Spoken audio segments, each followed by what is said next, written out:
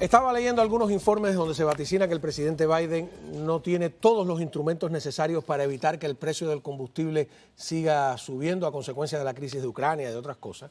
Así que vamos a sumar a nuestra mesa a un experto para saber exactamente qué piensa de esta opinión. Continúa con nosotros Octavio Pérez, coronel retirado del Ejército de los Estados Unidos, y desde Texas Jorge Piñón, que es experto en petróleo, director del programa de energía para América Latina y el Caribe de la Universidad de Austin, Texas. Profesor, leí su informe, interesantísimo, y entonces esa es la primera pregunta.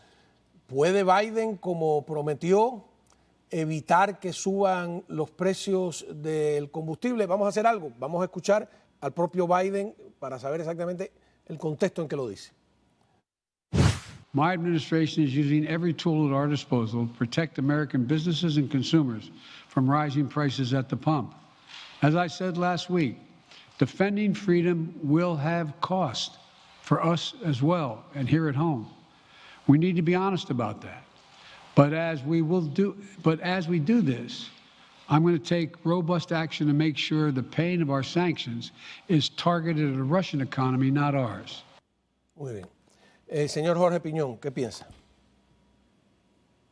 Bueno, desafortunadamente hay muy pocas acciones que este presidente o cualquier otra administración pueda tomar a corto plazo para influenciar los precios del petróleo, que hoy en día son precios globales. Es decir, es como un grupo, una ficha de dominó, que tumbas una ficha de dominó y todas las demás caen. Así que él tiene muy pocas herramientas que pueda utilizar para frenar lo que ya vimos hoy, precio de Brent casi en 99.20 centavos. Así que hoy el mercado ya está en los $100 el barril. Sí, hablamos tú y yo anteriormente la radio. que los puestos de la gasolina, tanto federal como del Estado, son alrededor de 60 centavos el galón. Eso se puede eliminar y eso ayuda. Pero en realidad un impacto importante en los precios del petróleo no está en las manos nuestras. Una cosa interesante que leí en su informe y que vale la pena, el tema del gas licuado, ¿no? El gas natural licuado, que no es el gas natural que va por los gasoductos. Y el gas licuado que Europa consume, el 30%, según entendí, es de África Occidental, el 26% de Estados Unidos, el 24% de Qatar y solo, entre comillas, ¿no? El 20% es de Rusia, porque hasta ahora pareciera que estábamos hablando que todo el gas que consumía Europa era ruso. Bueno, no, recuerda, a ese 30% de gas natural licuado le tienes que añadir todo el volumen que recibe Europa a través de los gasoductos. Así que lo único que puede reemplazar el gas natural de gasoductos, que va seguro de una forma u otra ser afectado, los 4 gasoductos que transportan gas a Europa, es a través de gas natural licuado.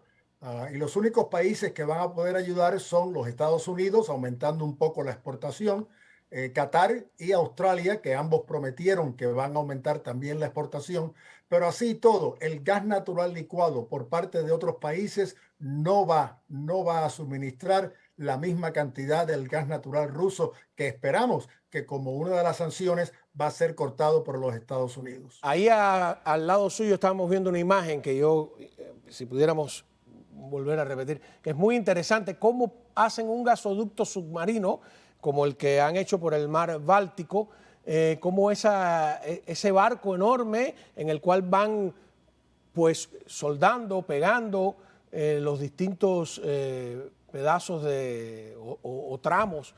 Es una cosa, es una obra bestial, ¿no? Es una tecnología de punta, por cierto. La mayor viene de aquí de los Estados Unidos. Por cierto, hablando de ese gasoducto submarino que ya se construyó y puede operar mañana, lo que Alemania hizo fue que paralizó la certificación técnica que tiene que tener el gasoducto. Pero es importante, José Manuel, que ese gasoducto, el dueño de ese gasoducto, el 51% es de Gazprom, que es la compañía rusa. El otro 49% son dueños de un consorcio de compañías holandesas, alemanas, inglesas, incluyendo Shell. Así que este gasoducto que hoy se cerró por parte de Alemania, el 51% del accionista es Gazprom, que es una compañía rusa. Coronel, una cosa nada más. Vimos una imagen, no sé si la tiene la producción a mano, que me llamó la atención porque yo nunca había visto un barco en el cual se transporta gas licuado. Es decir, que es la otra alternativa, como usted nos explicó, Jorge, que es el gas, hay que licuarlo y después volverlo a evaporar. No teníamos esa imagen. Hay una pregunta muy interesante para Jorge. ¿Qué tiempo tardaría Europa habilitar los puertos para aceptar el gas licuado? O sea, que esto no es un shake and bake, esto no es... Octavio, tenemos ese problema también de la parte nuestra de aumentar la licuefacción de gas natural para poder exportarlo. A ambos lados tenemos esos cuellos de botella. Una planta de licuefacción aquí en los Estados Unidos toma entre 3 y 5 años para construirla. El problema en Europa tienen las plantas de regasificación. Lo que no tienen es el almacenamiento. Es decir, ellos pueden recibir una cadena de buques metaneros, que le llamamos, uno atrás del otro, pero el problema es dónde lo almacenan, dónde almacenan ese gas. Así que el cuello de botella de Europa no está en la regasificación en sí, sino en el almacenaje de ese gas natural. El cuello de botella nuestro está en la licuefacción, que no tenemos la capacidad. Ahí pusimos la imagen del barco. Yo nunca lo había visto, es una cosa tremenda. Y vi que hay otro por ahí parecido, ¿no? Quiero compartir también el mapa que usted nos da sobre los gasoductos, ¿no? Que es un enjambre que parece de carreteras. Es decir, hay 2 gasoductos que pasan por Bielorrusia, hay 2 que pasan por Ucrania, después uno se une y va por Polonia, por la República Checa, por Eslovaquia, y los que están en punticos... son gasoductos que se están construyendo. Por cierto, ese mismo escenario que tú acabas ahora de describir, es la razón por la cual Nord Stream se construyó.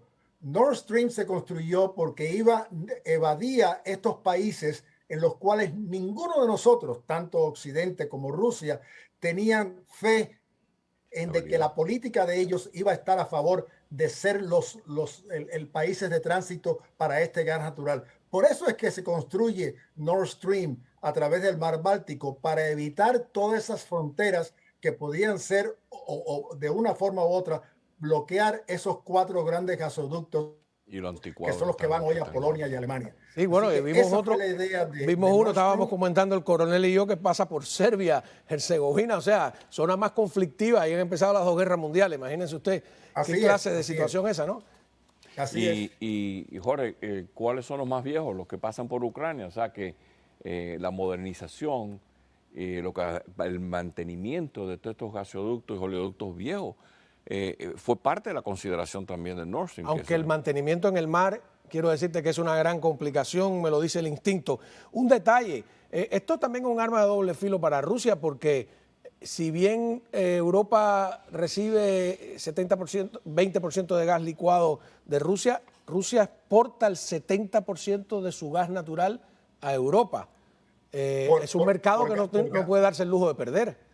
Por gasoductos, correcto. Esto, y tú y yo lo hablamos ya, yo no entiendo la política rusa, no entiendo a Putin desde el punto de vista su visión geopolítica, y el costo económico que va a tener, el costo económico que Rusia va a tener por la falta por el cierre de las exportaciones, no solamente de gas natural, pero también de crudo, van a ser gigantescas. Es que no, me disculpa, yo tampoco se la veo, no tiene ninguna. Es un hombre que vive en el siglo XXI con una mentalidad del siglo XX y que no se da cuenta que tener una relación comercial amigable con Ucrania y con el resto del mundo es mucho más rentable. Es como que Alemania ha sido más Alemania después de ser derrotada que con las aspiraciones enloquecidas de Hitler, ¿no? ¿Y qué va a hacer? Porque si se lo vende a China, otra vez, en lo que puede preparar las condiciones logísticas para dárselo a China, son 3 o 4 años, no es una cosa de un día para otro. Ahora, Octavio, ya él compró esa póliza de seguro para el crudo cuando estuvo ahora en Beijing Claro. y se reunió con los líderes.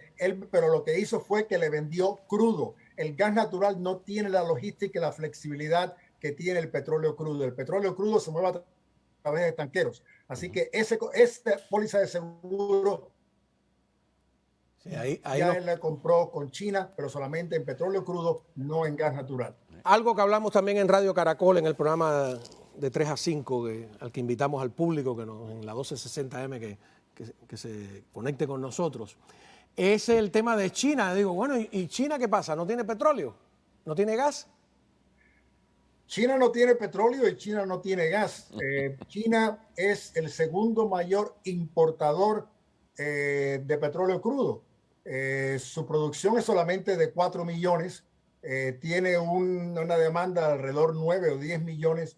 Así que ellos son, junto con los Estados Unidos, los dos mayores importadores de petróleo crudo.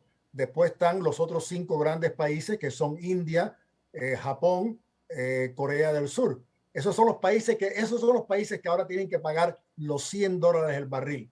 Los países que están cobrando los $100 el barril son Rusia, Arabia Saudita, los Emiratos Árabes, Kuwait, que esos son los exportadores netos de petróleo crudo. Aquí hay ganadores y perdedores a ambos lados de este escenario. Por eso quieren el Mar Sur de China los chinos. Porque en el Mar Sur de China donde está el gas, donde están los yacimientos. petróleo. Y está cerca de ellos, que el transporte Pero bueno, ahí tiene un conflicto con Vietnam, con Brunei, Filipinas, con con Filipinas. Japón, Con Filipinas, sí. con medio planeta. Bueno, muchísimas gracias de verdad a ambos por ayudarnos a entender este rompecabezas. Prepare su bolsillo. Nada vaticina que el precio del combustible vaya a bajar, aunque se lo proponga el gobierno, según los expertos que he consultado. Y cuando regresemos, vamos a hablar con